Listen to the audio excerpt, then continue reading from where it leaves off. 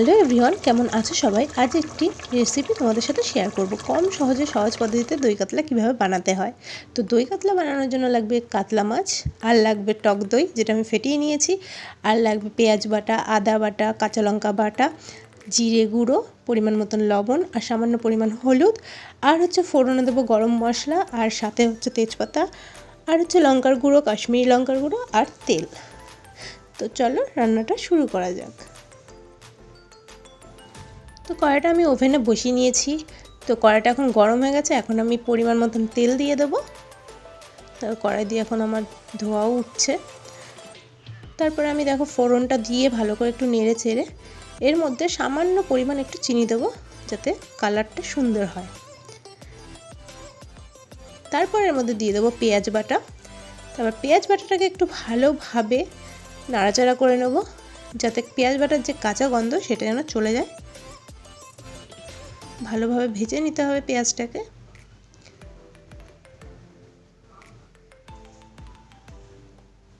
তো পেঁয়াজটা দেখো ভালোভাবে ভাজা হয়ে গেছে। এখন এর মধ্যে দিয়ে দেবো আদা বাটা আর কাঁচা লঙ্কা বাটা। এটাকেও হচ্ছে সুন্দরভাবে ভেজে নেব, যাতে কাঁচা গন্ধগুলো চলে যায়।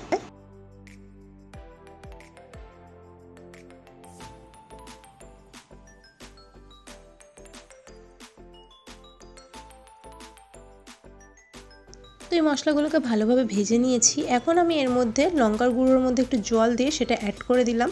তো সেটাকেও ভালোভাবে একটু মিশিয়ে নেব। তারপরে হচ্ছে আমি দেখো একে একে জিরের গুঁড়ো, পরিমাণ মতো লবণ আর সামান্য পরিমাণ হলুদ দিয়ে এটাকেও ভালোভাবে মশলাটার সাথে মিশিয়ে নেব। তো এটাকে ভালোভাবে কষাতে হবে, আর কষানো দেখো আমার হয়ে গেছে। তারপরে এর মধ্যে আমি আগের দিয়ে যে ফাটিয়ে রেখেছিলাম টক দইটা, সেটা আমি দিয়ে দিলাম। টক দইটা ভালো করে ফাটাতে হবে, না হলে কিন্তু এর মধ্যে দিলে একদম মানে দানা দানা দানা দানা হয়ে যাবে। তো টক দইটা কিন্তু মেন হচ্ছে ভালো করে ফাটিয়ে নিতে হবে। ফাটিয়ে তারপরে দেখো এই মশলাটার সাথে ভালোভাবে মিশিয়ে নিতে হবে টক দইটাকে।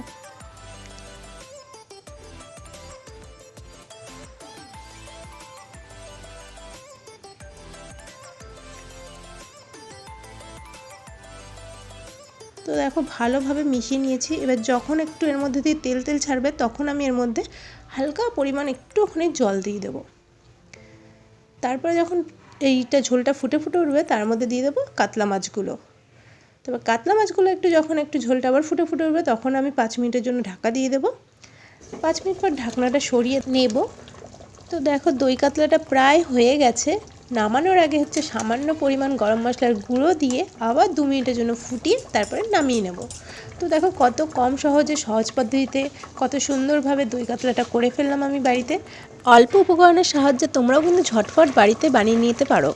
তো চলো, ভিডিওটা এই পর্যন্ত ভালো লাগলে অবশ্যই লাইক করো, কমেন্ট করো, আর আমার চ্যানেলে যদি নতুন হয়ে থাকলে অবশ্যই চ্যানেলটাকে সাবস্ক্রাইব করে পাশে থেকো। দেখা হবে নতুন কোনো ভিডিও নিয়ে। চলো টাটা।